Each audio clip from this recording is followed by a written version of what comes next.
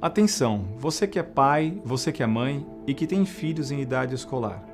O PSOL ingressou no Supremo Tribunal Federal com a ação direta de inconstitucionalidade, ADI 5.668, que pretende impor a teoria de gênero a todo o sistema escolar brasileiro.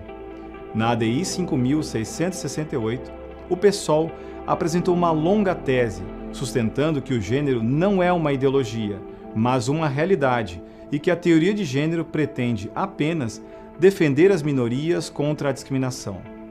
Portanto, segundo o PSOL, os ministros do STF devem impor o ensino do gênero em todas as escolas do Brasil, mesmo que milhares de pais, professores e legisladores já tenham discutido e rejeitado amplamente o assunto. Mais ainda, segundo o PSOL, os verdadeiros ideólogos seriam justamente todos aqueles que denunciam a teoria de gênero como uma ideologia. Neste vídeo estamos apresentando uma explicação mais completa sobre o que é a teoria de gênero. Se você realmente quiser entender como o gênero na escola irá desconstruir a identidade sexual do seu filho, assista tudo até o fim. Divulgue este vídeo, as ideias podem ter consequências graves. A atual teoria de gênero tem sua origem em ideias criadas por Karl Marx. É o homem que, 150 anos atrás, iniciou na Alemanha o movimento comunista. Marx acreditava que a finalidade do comunismo era a abolição da propriedade privada. Isto, porém, não seria alcançado simplesmente através de um decreto. Para abolir a propriedade privada, seria necessário antes abolir a divisão do trabalho entre patrões e empregados, através de uma revolução operária. Mas, segundo Marx, antes mesmo que o trabalho tivesse sido dividido entre patrões e empregados, havia surgido uma outra divisão do trabalho dentro das famílias, entre os homens e mulheres. Segundo as ideias de Marx, antes que os patrões pudessem escravizar os empregados dentro das fábricas, os maridos escravizaram as mulheres e os filhos dentro da família. Marx aprofundou estas ideias estudando as obras do antropólogo americano Henry Morgan e deixou suas conclusões escritas em um rascunho. Depois de sua morte, o rascunho foi encontrado na casa de Marx por Friedrich Engels, que o transformou em um livro. O livro recebeu o nome de A Origem da Família, da Propriedade Privada e do Estado. Neste livro, Marx afirmava que no início da história não existiam famílias. A sociedade era constituída de caçadores e a vida sexual era totalmente livre. Todos os homens tinham relações sexuais com todas as mulheres e todas as mulheres tinham relações com todos os homens. Como as mulheres, antes de dar à luz, haviam se relacionado com dezenas de homens, ninguém podia saber quem era o pai. Mas todos, porém, podiam saber quem era a mãe. Nesta sociedade, portanto, as crianças tinham mães, mas não tinham pais. Aos poucos, o mundo evoluiu. Foi desenvolvida a agricultura e a humanidade passou de uma sociedade de caçadores para uma sociedade de agricultores. A humanidade começou a construir celeiros e acumular riqueza. Os homens começaram a ficar ricos e, segundo Marx, queriam saber quem eram os seus filhos para poderem deixar para eles os seus bens como herança. Mas isso não era possível, porque todas as mulheres, antes de dar à luz, haviam se relacionado com uma multidão de homens e ninguém sabia quem era o pai de quem. Foi necessário, então, segundo Marx, que os homens começassem a escravizar as mulheres e castigar severamente as mulheres que cometessem adultério. As mulheres passaram a ser sexualmente escravizadas para que elas não tivessem mais relações com outros homens. As mulheres foram transformadas em propriedade sexual dos homens e, segundo Marx, foi assim que surgiram as primeiras famílias. A mulher se tornou propriedade privada do homem e a família foi a primeira forma de opressão. Assim, segundo Marx, muito antes que os patrões pudessem oprimir os empregados, os homens oprimiram as mulheres. A luta de classes não teria começado nas fábricas, mas com a invenção da família. A conclusão de Marx foi que, para poder realizar a redenção da humanidade e abolir a propriedade privada, não seria suficiente desencadear a Revolução Operária. Enquanto não fossem destruídas as famílias, a Revolução Operária sozinha não poderia abolir a propriedade privada. A ideia exata é a seguinte: não basta as mulheres se rebelarem contra os homens. O problema não é exatamente o homem. O problema é a existência da família. Enquanto existir a família, a mulher será escrava e propriedade privada. Para acabar com a opressão, será necessário destruir a família heterossexual e a heteronormatividade. Mas nem Karl Marx nem Friedrich Engels falaram de gênero, orientação sexual, heterossexualidade ou heteronormatividade. Essas palavras ainda não existiam naquela época. Eles afirmaram que a família deveria ser destruída, mas morreram antes que pudessem explicar como isso poderia ser feito. Em 1917, veio a Revolução Russa e o comunismo foi instalado na União Soviética. Sob o governo de Lenin, o país realizou um esforço gigantesco para seguir as ideias de Marx e destruir a família. Lenin estabeleceu leis e políticas públicas para libertar os indivíduos da opressão familiar, que seria a base de todas as demais formas de opressão. Os soviéticos ofereceram ao povo o matrimônio livre, o divórcio, a contracepção e o aborto a pedido. As mulheres e as crianças foram libertadas do poder econômico do marido. Todas as providências legais foram tomadas para promover a igualdade política e econômica entre homens e mulheres, e para que gradualmente a família se extinguisse. Mas mesmo com tudo isso, a experiência de Lenin falhou. Nos anos 30 e 40, Stalin abandonou o projeto e a sociedade soviética. No que dizia respeito às famílias, voltou a assemelhar-se à sociedade dos países ocidentais. Então, vieram os anos 70 e as feministas marxistas começaram a refletir por que Lenin não havia conseguido destruir a família. A primeira feminista que apontou o caminho foi a inglesa Kate Millett. Ela chegou à conclusão que os comunistas falharam porque não entenderam que a família está fundamentada em hábitos sexuais enraizados na sociedade há séculos e que, portanto, para destruir a família, seria necessário promover uma revolução sexual. Obviamente, Lenin e os primeiros marxistas não sabiam como promover uma revolução sexual. A revolução que eles sabiam fazer era a que se fazia através das armas, não a que poderia ser feita através do sexo.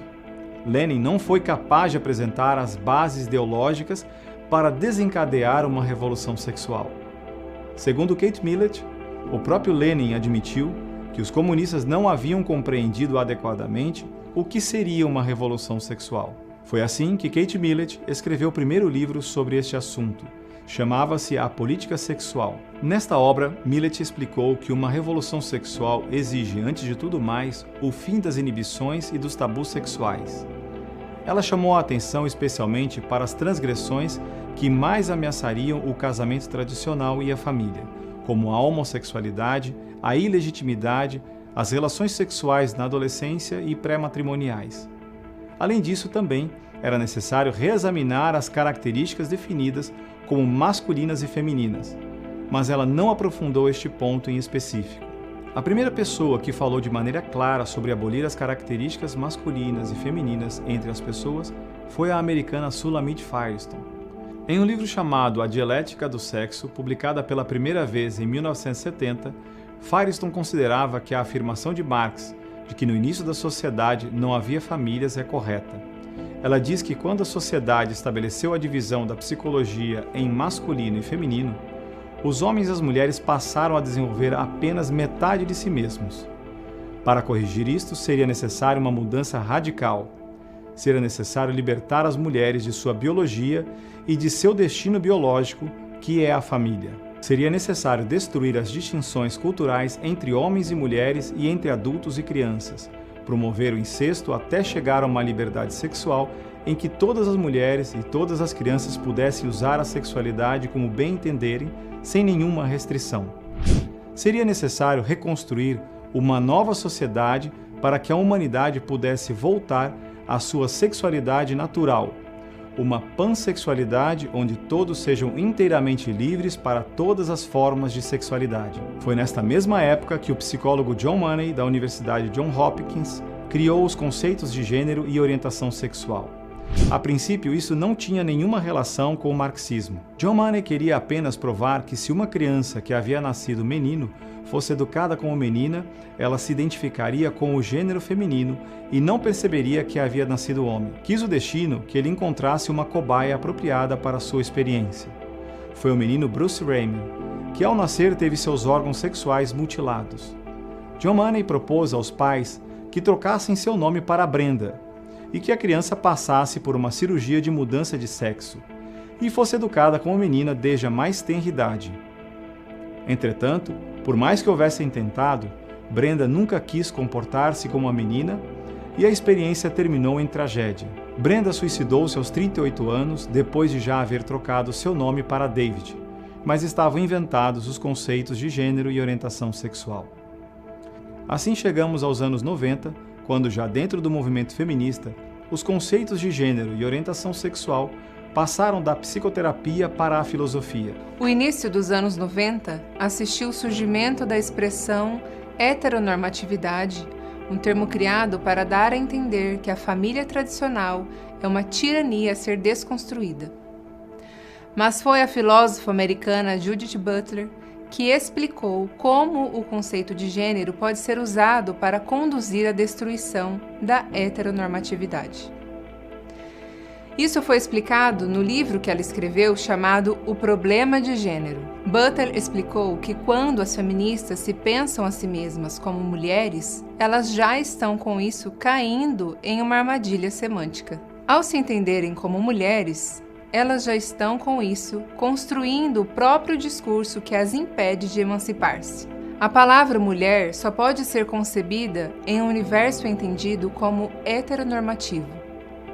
Portanto, as feministas não deveriam mais falar das mulheres como mulheres, mas deveriam, em vez disso, substituir tanto a feminilidade como a masculinidade pelo conceito de gênero.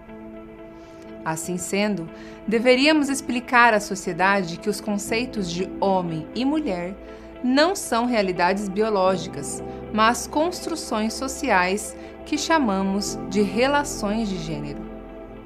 No seu livro, Butler diz que durante a maior parte do tempo, as feministas haviam acreditado na existência de uma identidade fixa, entendida como mulher, mas que agora descobriram que nunca existia um acordo sobre o que constituiria a categoria mulher. Aquilo que chamamos de mulher é, na verdade, uma ilusão produzida por uma relação de gênero, uma relação construída para que alguns seres humanos dominem outros seres humanos. E quando nós pensamos em um mundo heterossexual, que as pessoas constroem suas identidades de gênero como homem e mulher. Para redimir a sociedade, portanto, é necessário estabelecer uma nova política que tenha como objetivo desconstruir a ideia de sexo como biológico e fazer com que as pessoas passem a construir para elas mesmas inúmeras identidades de gênero, mostrando para todos que é possível fazer com que as performances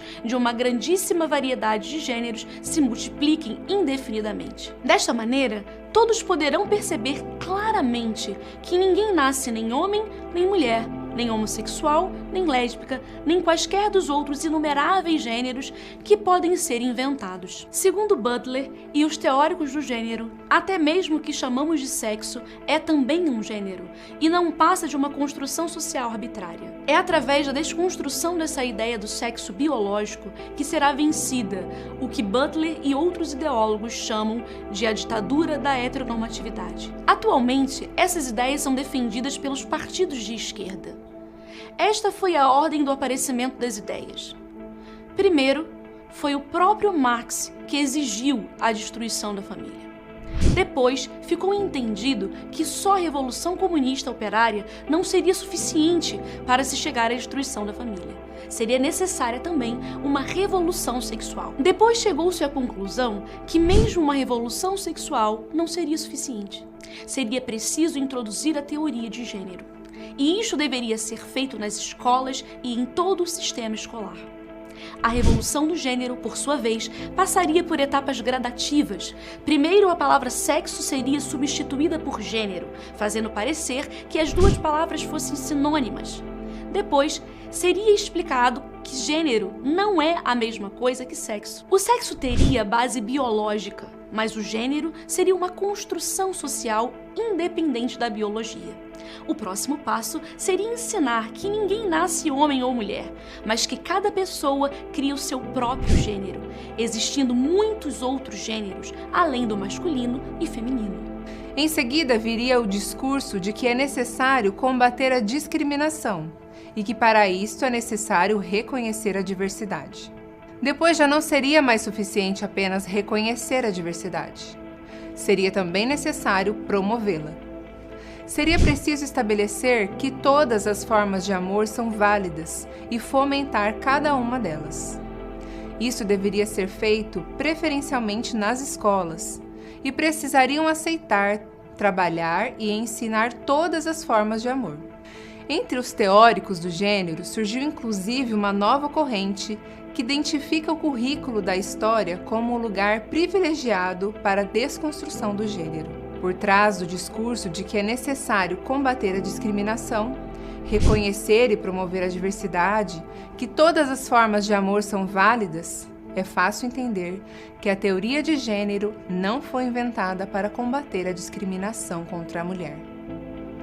O que ela pretende é desconstruir o próprio conceito de mulher.